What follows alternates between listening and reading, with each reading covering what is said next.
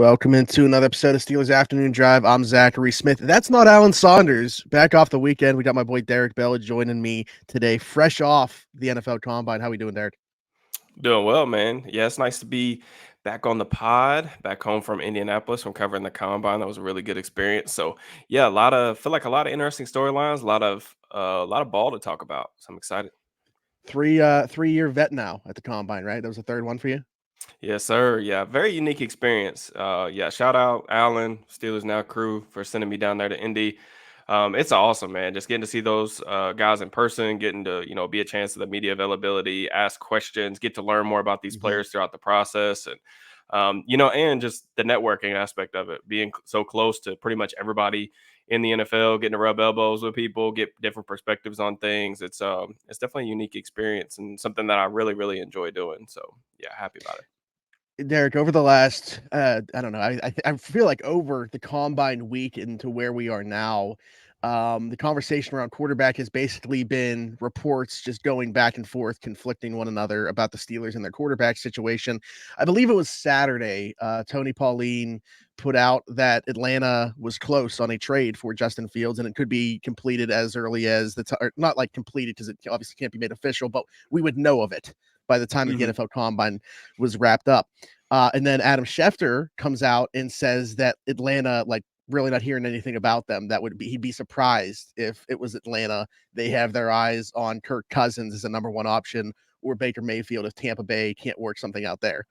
And then the Athletic comes out today and says that the Steelers aren't pursuing quarterbacks of that ilk. No Justin Fields, no Kirk Cousins, Baker Mayfield, Russell Wilson. Those guys aren't in play. Then Adam Schefter is on Pat McAfee's show and mentions those guys all being possibilities basically for the Steelers. Like, this has just taken us in every direction. And I saw you put out a tweet about Omar Khan mastering the GM job just because he's able to say things without saying anything. And I think that that's probably the best way to put it. He's got everybody's mind in a blender right now. Yeah. Yeah, everybody's mind's in a blender. Everybody's having a source off on what Pittsburgh's gonna do at the quarterback position. It's so funny because, like, it just depends on who you listen to. Like, even with Mm-hmm. Khan, what I was kinda alluding to is he's saying a lot without really saying anything, Yeah. and, you can take his words, one sentence to mean something, and then, you could ask 10 different people, and they may have 10 different interpretations of it.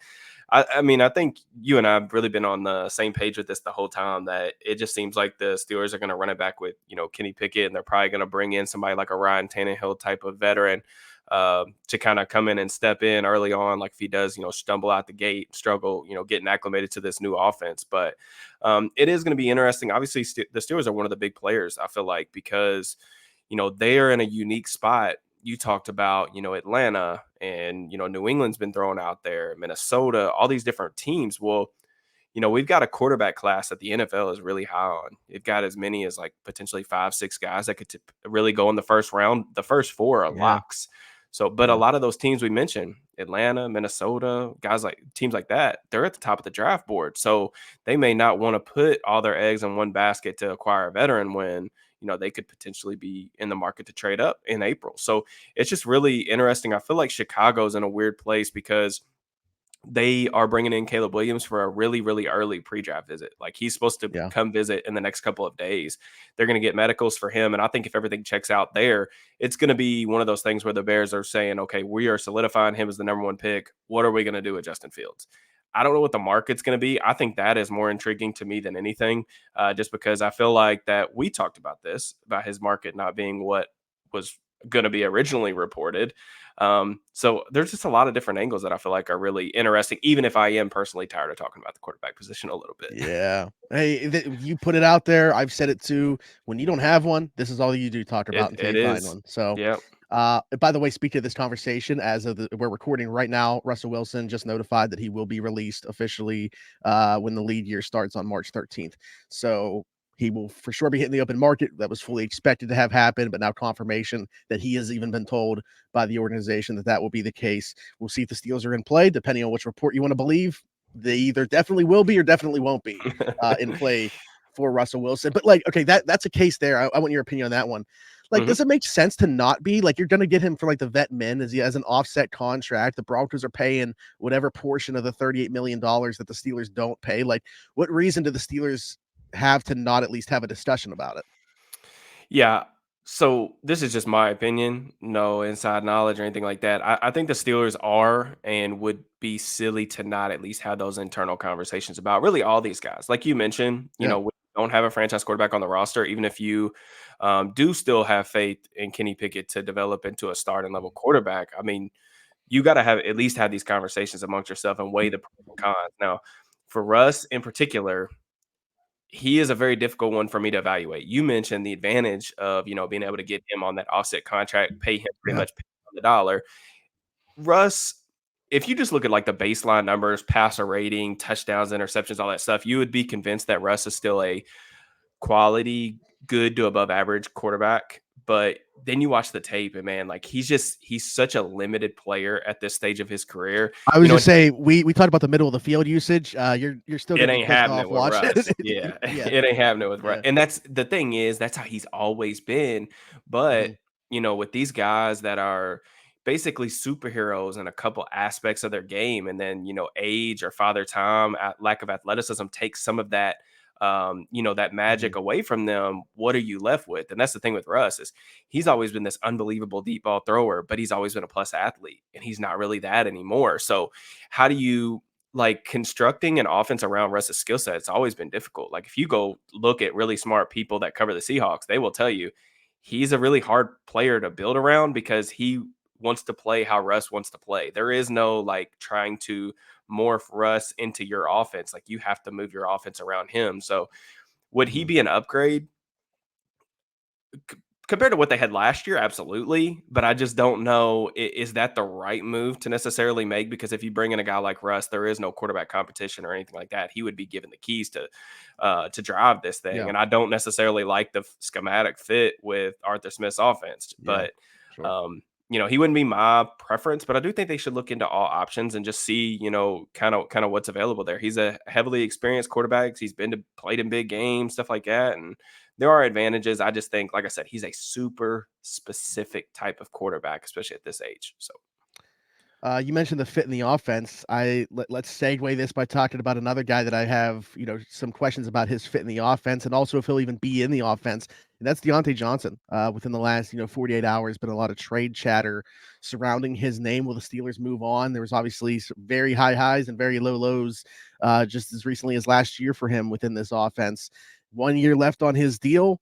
Again, Arthur Smith's offense, to me, like if you didn't already have Diontae Johnson on the roster, are you going out and looking for a Diontae Johnson for this offensive scheme? That is a question that I bring up just because I haven't seen the type of player that Diontae Johnson is typically in Arthur Smith's offense. So I question the fit there. But again, is he even going to be on the roster? Like, what's your take on all this trade noise? Is it just regular offseason chatter, or do you think that there's a legitimate chance that he gets moved this offseason? yeah, it's tough, man, because me and you were on Steelers Twitter a lot, so we've heard Deontay's names. I feel like consistently come up in Yeah. these Well, type this of and rooms. honestly, like that's why I asked you because this is the first time where like I'm giving this some credence. Like I haven't ever Yeah, taken it seriously when people have mentioned trading Deontay because Johnson. really it's This been time, fan fiction in yeah, my opinion up to this yeah, point, and I will say that just looking at all the different some of the stuff that's behind the scenes, some of the stuff that I feel like is really out there for everybody to see. Deontay has a slightly high cap hit this year. He's entering the last year of his deal. mhm, He's also 28, 29 years old. He's firmly in the prime of his career. The Steelers have questions. They're bringing in a new offensive coordinator, completely changing, turning over the system. They have, I mean, I think the best way to describe their quarterback situation right now would be unstable or some instability there. So there's just a lot of question marks about how he's going to fit into this thing. And if I'm looking at it from his perspective, maybe he is potentially looking for a fresh start. Like he could go elsewhere, play with a big time quarterback and a more air heavy offense, someone that's going to throw the football to him a lot more, and he'll have better opportunities to kind of cash in, for another mhm, contract, and I think that those conversations really would be driven by, does Deontay want to be in Pittsburgh? If he does want to be in Pittsburgh, then I think that you and I have been on the same page for a while. We think Deontay's a good player. Like I don't yeah, I've always been a little bit higher. I feel like that on Deontay than the fan base, so he does have value. And then if you do trade him, you're trading him at a relatively low value. Some of the things people are saying, getting a second round pick for him, they are not going to get a second round pick for it. I yeah, just do yeah, not believe that because He Right. was injured last year. They're going to be selling low. He has 1 year left on his contract. I just I don't know if they're going to get a Here's what second for him. I was having a conversation with somebody. I'm not going to disclose the person or anything like that, but we were having a conversation about just something that he had heard, and some people that he knows, and we were talking about potentially like this being part of either a bigger deal or doing it with like a pick swap. So like, could they trade 51 and Deontay Johnson to move up in round 2 and maybe get another asset further down, like a fifth round or something Mhm. back to like moving up to okay, let's say the Giants or something where they pick at what, like 37, I think. Like, could they move from 51 to 37, including Deontay Johnson, maybe get like a day 3 pick back? Yeah. Yeah, I mean, in 37, I mean, the thing is how you and I'm still in the process of doing this because of how talented this wide receiver group is in the draft, but Yeah, yeah, how different teams are going to tier all these different players out. Like, I think a lot of people are probably going to have the same 1, 2, 3 in some capacity with Odunze, Harrison Jr., Neighbors, those guys. And then really, I feel like 4 through 10, I mean, you can look at the 10 most qualified draft or wide receiver evaluators that you can find on the internet. And I guarantee you, you would have 10 different rankings on how to group those guys 4 through 10. It's just, would a guy like I think a guy that I really like that had a spectacular combine, AD Mitchell from Texas. You talking about that's my number 4. Yeah, moving up to like 37. When I was doing his draft profile a couple days ago, before he ran that 40, the consensus board literally had AD Mitchell at 38. So you talk about mm, that scenario of, hey, we pick swap and then get back a day 3 pick, whatever. Maybe that makes sense because I do think Mitchell he's an Arthur Smithish type of receiver. And he also yeah. does, because of his route running ability, I do think that he could help replace or offset some of the loss of Johnson as a separator. But he's had such a good combine, I could even see him going in the top 15, top 20. So it's just the thing about trading picks like that, especially to like move up in the second round, if you're doing that not in real time, but before the draft weekend, is you just don't know who's going to be there. Like that 37th pick, you could get there on draft weekend and 10 receivers already been off the board or something crazy like that. You know what I'm saying? Then you end up having to take your ninth or 10th guy on your board. Is that worth losing Deontay Johnson, who you know is a proven commodity? You know exactly what you're going to get with him.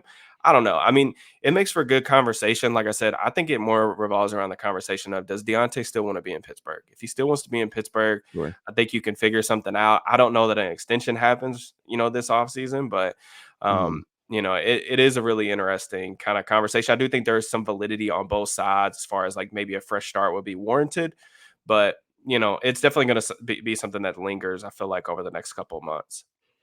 I think it was interesting you brought up, obviously in the prime years of his career right now.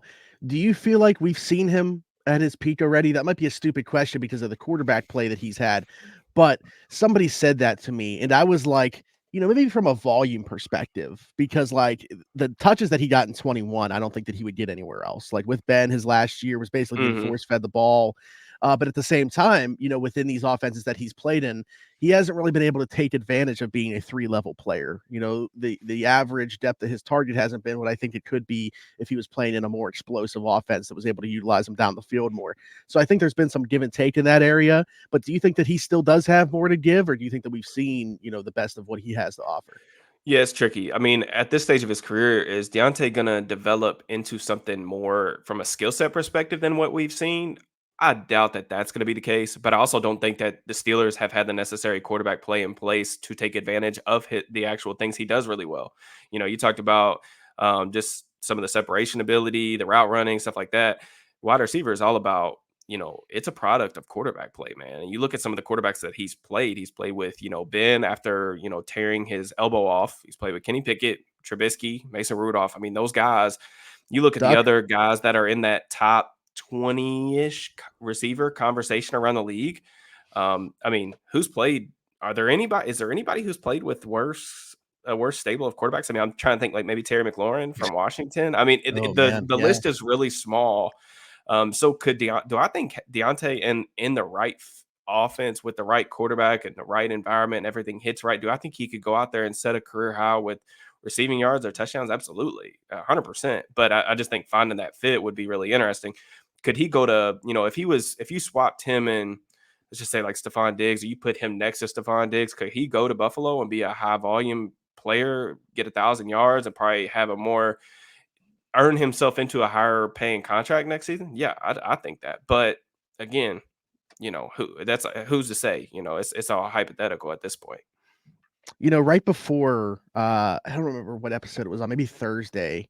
What day was it that the receivers spoke last week and we learned of the Steelers' interest in them? Was it Thursday? Yeah, Thursday or Friday. Yeah, one of those Okay, days. well, whatever day this we learned that the Steelers were having all these meetings, these formal meetings with receivers. I asked Alan about could this potentially be a sign of them trying to trade Deontay Johnson? Like, to me, just odd to see them involved with guys at the top of the list. You mentioned AD Mitchell, but like Troy Franklin's in there as well.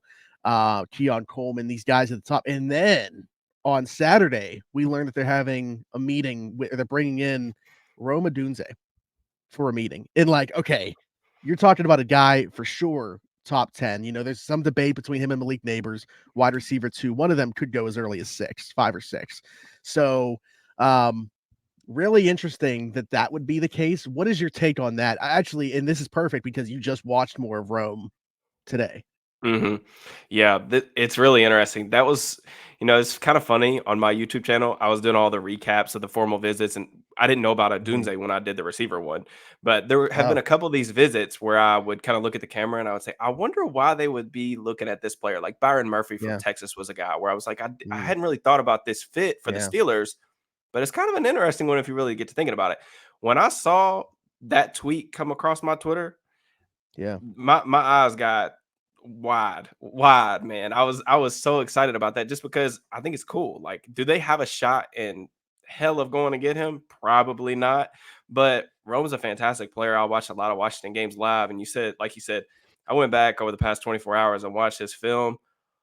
Holy, holy, holy. He is fantastic. Yeah. Like legitimately top 5 prospect in the entire class. And he's very, very good, I man. And it's have just him at exactly number 5 right now, but yeah, he's a yeah. he's a special player. I mean, some of the comps that he's drawing are absolutely ridiculous and would be very, Yeah, very difficult for Chris him. Sims said Devontae Adams. So, I mean, like, I think I want to say that it was either Lance Zerline or Daniel Jeremiah. It was someone on NFL Network or NFL.com comped him to Larry Fitzgerald.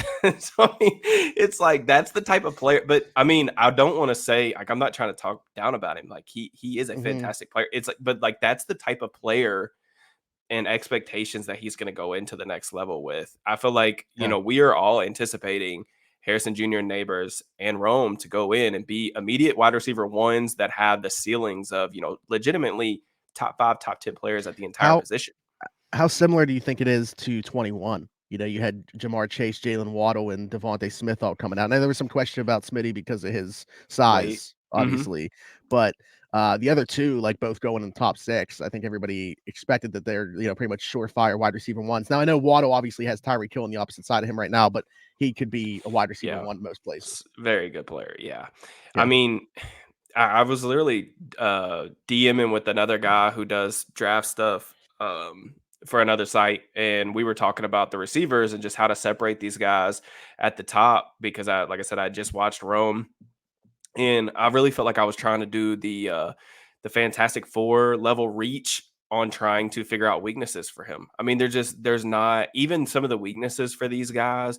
They're just so minute. They're either coachable or you're just nitpicking at really small things because of how fantastic profiles they have. And for the Steelers, if you're talking about trading Diontae Johnson or somebody like that, and you have to go get another dude for this offense, talk about Odunze, he has the size that the typical Arthur Smith receiver looks like. But he's a special player, man. Another guy that can really win vertically, excellent hands, body control, separation. I mean, he full package and a better route runner than I think a lot of people are giving him credit for. So Yeah. Yeah. very good player, man. So this isn't necessarily Steelers related. I don't know if you're done with this yet because we still have, a month plus till the draft. Do you Hmm. have him as wide receiver 2 over Neighbors? So I've been a Neighbors guy, wide receiver too. Okay. Admittedly, I had watched more than him. I need to go back and watch Neighbors after I watched Rome this morning though, because I mean, Rome was just a guy that typically a lot of these guys at the very top of the first round, I won't watch until after the combine just because Mhm. I just know that the Steelers aren't going to be in play to get them. So I'll usually finish their evals a little bit later because I've seen a lot of them, all these guys live, and I could just Sure. kind of roll through them and finish up my process. But yeah, I mean, Neighbors is fantastic too. Neighbors has a lot of really already technical refinement to his game, the late hands, some of the separation ability. He's another guy who can win vertically, but I also think maybe he might be a little bit more dynamic after the catch than Rome is. But Rome has even more size and even more verticality in terms of the way he can win some of those jump balls that Neighbors can't. So both of those guys, though, man, just they're awesome prospects. I mean, I was literally talking to Nick Martin, and I bring up Nick all the time because he and I are probably the Mhm. ones I talk ball mostly with him, but he was literally talking. He was like, dude, receivers 1, 2, 3, they might be my top 3 prospects in the entire class. Like that's how good, like how well they're Jeez. grading for me. And Yeah. I can't. That's not how I have it right now, but just based on like the stuff that I saw this morning from Rome, I mean, I dropped a comp. Like we were talking about this a little bit before we jumped on. I don't really do player comps because I feel like everybody just forces them or they just don't ever really make sense. So I only drop something if I feel really confident. But I was just head over heels when I was watching Rome this morning. I was like, man, he reminds me of somebody. And I thought about Braylon Edwards from Michigan. I know I'm going to show my age. Everybody's going to be talking and say I'm old. But you can go like YouTube Braylon Edwards. And that's what I spent 30 minutes before this podcast doing.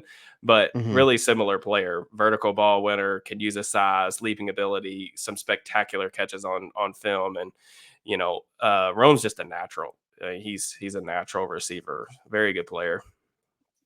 Um, yeah, actually, we got a question here that I think is very interesting that is going to be part of this discussion. Thomas Brocious from YouTube said, "Where do you think that Deontay Johnson would be drafted in this draft if he was just coming out as a rookie, like taking into consideration what he is now, I guess, based off what he brings to the table? Like, how do you think that you evaluate that, like the proven commodity versus the cheaper contract, and looking at what he is as a player?"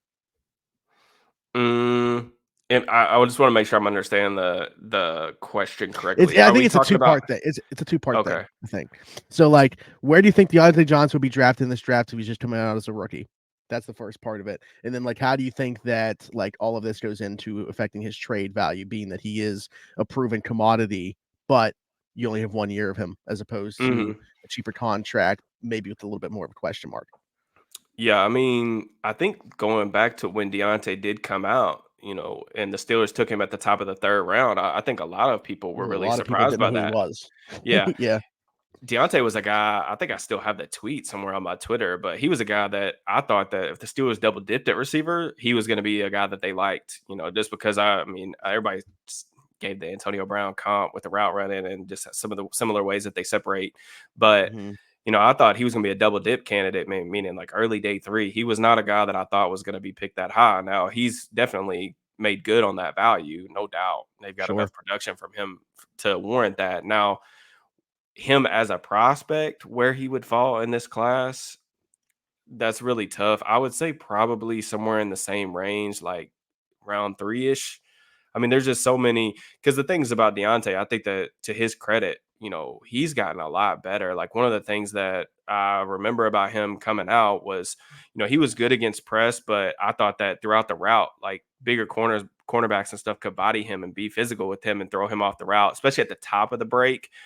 Guys would just like swallow him up. And it even happened a little bit as a rookie, but really that next year he came in, he was just playing a lot more physical. You could tell he got a lot stronger. I don't know what Deontay weighs right now, but he's definitely a lot stronger than he was when he was coming out. So I Yeah. would say probably around the same range. And like, does it help or hurt his trade value?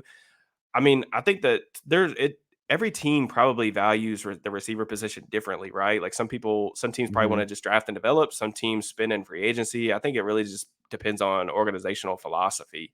But this is a great receiver class, so it could scare teams off of, maybe like I said, want to pay maybe like a second round pick to go get Deontay when there's just plenty of receivers that can come in right away and like help your team, even if they aren't that, you know, established type player that Johnson is. I'm curious as to, like, going into that, like, looking at it differently on a case by case basis by the organization. You have and some of these teams have also overgone change, so, like, who knows if that's going to continue to be the case, but, like, Hmm. the way that people talk about the Steelers in terms of identifying cornerback talent, you have a couple organizations that come to mind right away, like New England, with the way that they've been identified wide receiver or lack thereof. Sure. The Giants, who I brought up earlier, they just keep firing these darts and don't seem to hit on at least Mhm. since Odell Beckham Jr. finding like a really true impact wide receiver. And there's other ones out there, but those are just the two that came to mind right away. Would they rather explore the route of a veteran because almost like self-scouting, not trusting their own process in terms of identifying the talent in the draft? Yeah, I mean, it's a crapshoot, man. I mean, different organizations, like you said, there's organizations out there that don't draft, scout, evaluate, develop certain positions. I mean, we've seen it. The Steelers had their fair share of misses, at the cornerback position. Granted, they Mhm. didn't spend a lot of top picks. Artie Burns being the exception, but Yeah, they yeah. they weren't exactly developing, some of these guys that they were throwing darts at either. And I think that does play a part in it. But I mean, it's like I said, it's gonna be a case by case basis. But it only takes one team. Like that's the other thing that makes the draft so difficult to predict. Is you'll see some of these guys out of nowhere. You brought up New England. Remember when they took Cole Mhm. Strange, a guard out of nowhere that everybody had like a third, fourth Yeah. round grade on? They took him in the first. It only takes one team to take Marte somebody Mapu in earlier. round 3. Yeah, I mean, it only takes one team to take somebody super early, and that's the same thing with traits. It only has to be one team that's interested, Yeah. and could overpay for a player, and maybe the Steelers could go in a different direction. But there's so much receiver talent in this class, and regardless of even if the Steelers do keep Johnson on the roster, they need to draft a receiver. I was okay before a couple weeks ago. I was even okay, if they addressed it in free agency, they brought in a Matt Collins or a Noah Brown or somebody like that. I was okay. If they didn't take a Mhm. receiver at all, that's fine. They have to take a receiver in this class, man. It's too good. There's too many good players to where good players are going to be sliding down to the third and fourth round that are going to be legitimate starters in the league. And that's just not going to be the case every single year. So I want them to take advantage of that for sure. Yeah, and yeah, like even if it works out where Deontay is back this year, you got him for 1 year. Who knows what the future of George Pickens is Having a going to be? succession plan. And there's nobody else in that room right now that you would trust to be a 1 or 2 past this season. So Hmm. yeah, I'm on board with you. It's just I guess about the amount of draft capital that they have and matching it with Hmm. the needs that they have. But certainly I'm in agreement there. The other question that I got was kind of interesting. My friend Dayton actually DM'd this to me and said, "Can you bring this up on the next show?" Just curious to see if we see any more trick type plays within Arthur Smith's offense. Like a non-quarterback throwing pass, flea flicker, wildcat stuff. How much emotion does he use compared to Matt Canada? Huh. In terms of trick plays, I haven't really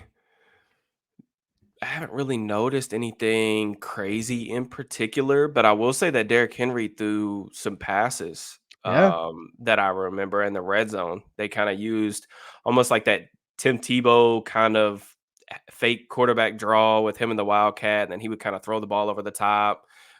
They've pitched it to Henry before, and he's thrown the ball off tosses, stuff like that. I want to say there was something Falcons related last year that I saw that I did not like, and I just cannot put my finger on it. But I remember it going viral on social media, so I'll have to maybe look that up after we get off the pod.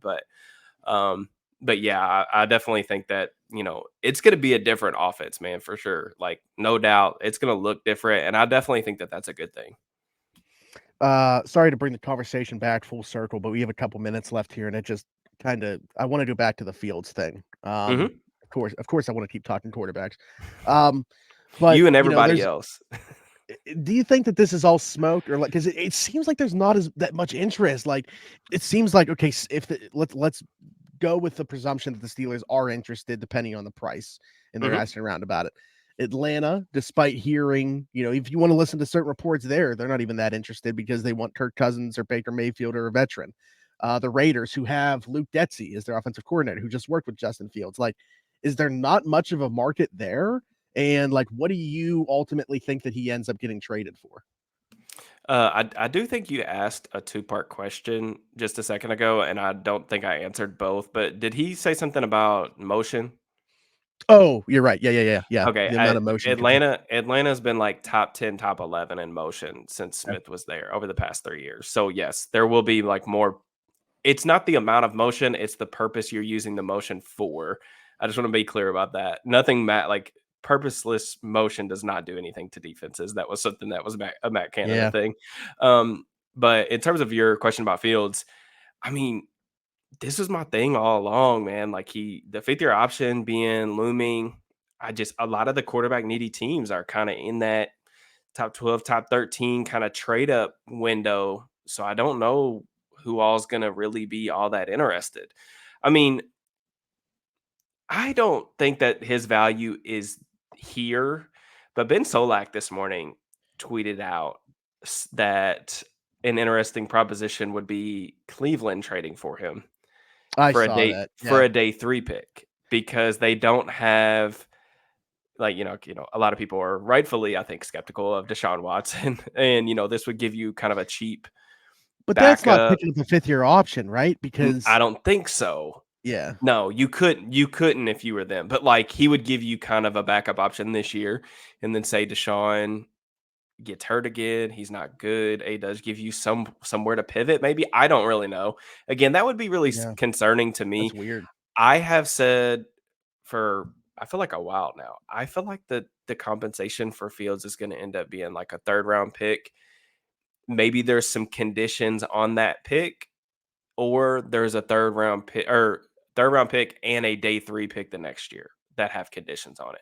So maybe Yeah. like a third round pick this year and a fourth next year that maybe turns into a third if he makes the Pro Bowl or signs an extension or whatever conditions you want to put on it. Basically saying Pittsburgh ended Mhm. up getting their quarterback. You're going to give us another nice pick for us giving you a quarterback on the low.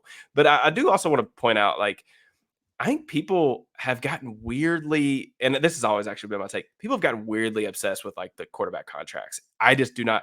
People are freaking out about paying him, in theory, 2 years, 24 million. That's pennies on the dollar for a quarterback, folks. You guys are like out of your mind. Like if you think that that's a lot of money, I understand that Fields has not consistently been a good quarterback at the NFL level, and I do have reasons to believe that that will not change. But the money is not really an avenue or a reason to not do this, in my opinion. It's more about I don't think that you should. Do I think giving up a top 50 pick for Fields right now? I would Mhm. probably try to hold out and see if you can get him for cheaper. But if he's available for a third and a day 3 pick the following year, I don't see that as. I think people are making this some huge, gigantic gamble as if a third round pick is going to make or break the Steelers franchise. I just don't see that. No, no, absolutely not. I think with the money thing, let me as somebody that has kind of used that as a point, Sure. because I hear you for sure. I think my thing was that is, if say Legere Sneed were to have hit the Hmm. free agent market, or if you do want to make that trade, then pay him or Jalen Johnson, another guy I don't expect to actually see the open market, but at like a $20 million free agent that you could have paid that for next season, as opposed to Justin Fields, assuming he doesn't work out. You Hmm. have Would you rather have, Kenny Pickett or whoever the quarterback is making less, still have the draft pick that you gave up as opposed to Justin Fields and also $20 million in cap space next season, or Hmm. Justin Fields? Yeah, I mean, this to me is a good question, and again, I realize that my aspirations here are probably shooting for the moon, whereas other people are probably shooting for the stars. Or maybe I have that backwards. I don't know. But here's the thing: if say you trade a second round pick for Snead, you give him 20 million a Mhm. year. Let's just Yeah. say the finances behind it. That's what you're paying for the next 20 million per year for 2 years or something like that. Mhm. Snead is, I think, going to hit. I have reservations about trading for a cornerback at a second round pick and then giving him a new contract that are separate to this discussion. But let's just say you do it. Snead is a great fit for the Steelers defense. He is a very good player. He does have some flaws, but he's a very good player.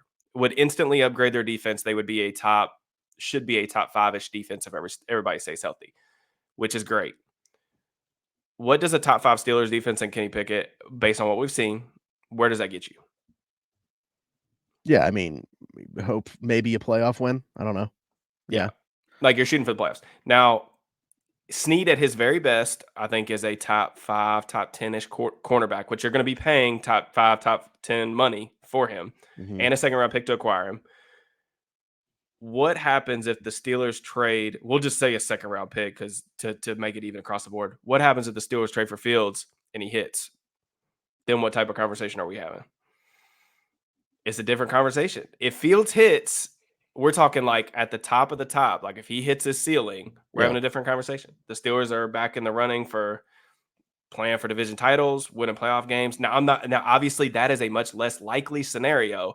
I'm just saying Right. like the quarterback matters more than anything else. And I think that's what people I understand like why people are so scared to take the risk of like, moving on or taking another swing at quarterback and whatever else. My question has routinely been, when is the next time the Steelers are going to have a chance to get somebody with this type of tools or upside? Just because I think the defense is going to be really good again next year, Yeah. assuming, things get taken care of the way I expect them to. If the Steelers win, 8, 9 games, they're going to be picking outside the top 15. Next year's quarterback class, in my opinion, isn't as good, even though I don't think there's anything to panic about in that regard. Eventually you have to keep taking swings until you get it. And I guess that's my thing is like maybe Fields isn't the right swing, but I don't Okay. think just like a third round pick and 24 million or something like that would preclude me from at least seeing, trying to figure that Yeah. out, because we may go through, like, I think another thing that's realistic that I think a lot of people don't want to talk about because it probably makes them feel depressed, but there's a good chance, man. I mean, there's a better than 50% chance that the Steelers are going to draft and sign and trade for like 5, 6 more quarterbacks before they find the guy. It's how the NFL works. These guys are so hard to find. Like look at Sure. Buffalo, who went from Jim Kelly, who retired however many X years ago. How many quarterbacks they tried to get until they got Josh Allen. I mean, it's hard. And everybody looked at the Josh Allen thing. And I'm not saying Justin Fields, Josh Allen. Don't cover me in the comments. I'm just saying, like, if we think back to that draft, every single person on Twitter was clowning Buffalo for making that move, trading up Mhm. twice. They gave up a Yeah. tackle. Everybody said, "There's no way this is going to work." Whatever. Even when Josh Allen was like going into his second, third year, people were still saying it's stupid. But it hits. If the quarterback hits, it takes your franchise to a whole different level, man. And I think that, again, maybe Fields isn't the right swing to take, but everyone's going to have to, whether it's this year, next year, moving on, like you're going to have to get comfortable being uncomfortable with taking these giant swings for a quarterback. It's really the only way to consistently compete in the NFL. I lied. This is my last thing, and then we'll get out of here. How many quarterbacks, if you can come up with at least one example or multiple off the top of your head, because I was trying to do this, have played as poorly as I would say, at least as a quarterback, Justin Fields has, and not taking the next steps as a passer. I mean, if you look, Warren Sharp put it out there, quarterbacks with negative EPA in their first 3 seasons. Justin Fields falls into that bucket. How many quarterbacks have done that in their first 3 seasons and then been the guy that we're talking about, like a potential Yeah. franchise quarterback? Yeah, it's very, very slim. And when you're betting on somebody like that, you're basically essentially saying that Chicago wasted the first 2 years Yeah. because of It was how entirely bad the the surroundings. And again, yeah. that's a dangerous proposition because people are doing that for Kenny right now, right? Like that's the same thing. Like everybody's saying, like trying to Mhm. basically absolve Kenny's historical struggles on everything else, and that's not the right way to value it either. I think with Justin, the only way that you're kind of rationalizing it in your head is that you're looking at the flashes and the athletic tools and trying to convince yourself that you can build something around that, And Justin does have some like the difference between the two guys for me, and I know this is going to get me yelled at by the pit folks in the comments, but the difference between the two guys for me is that Pickett, I'm just not really sure of what tangible trait or tool of Kenny's that you can consistently build around. With a lot of people, pointing to like, well, he doesn't turn the ball over. Well, that's good, but if you're not Yeah. scoring points, it doesn't really matter. You know what I'm saying? Like, I mean, in the end, you have to score points. I mean, we look at the playoffs. Buffalo is going to be able to score. Like, even with a good defense, you play Buffalo in the playoffs, you're going to have to put 27, 30 points up on the board. And I'm just not convinced that he's the type of quarterback that's going to be able to go toe to toe with those guys. Now with Fields, he is a really gifted deep ball passer. You see the athleticism, so you can use him in the run game. Now, I have reservations about Fields ever being able to be this like really refined, complete, total pocket passer that you're just going to be able to drop back and go toe to toe with like the top guys. But at least you could make it interesting to where, maybe you hit lightning in a bottle and you're able to build something with the run game, play action, throw the ball deep down the field to Pickens. Again, I'm not saying that it's it's a bulletproof strategy. It's absolutely not. There's a better chance. There's a more than 50% chance, way over 50% chance that Fields and Pickett are both like not long-term options at the quarterback position. Just because, like you said, usually if you haven't done it by year 3, you're not going to. I mean, when you're talking about guys that put it together later in their careers, I mean, the list gets small. So, I mean, it's a dart throw. But you look at the other options that the Steelers have available to them, I think that you could squint your eyes in a certain way and say like, oh, okay. I mean, at least take a gamble, see what happens. What's the worst thing that can happen? You burn a 3rd round pick.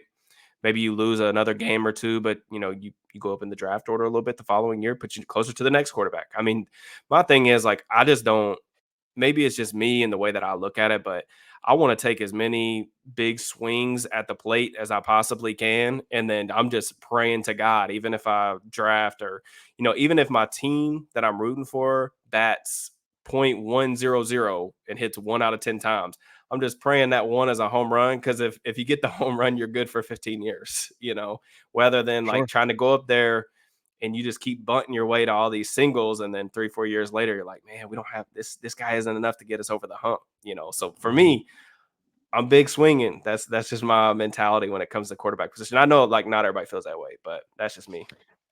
I get it. I mean, I listen to all sides of it.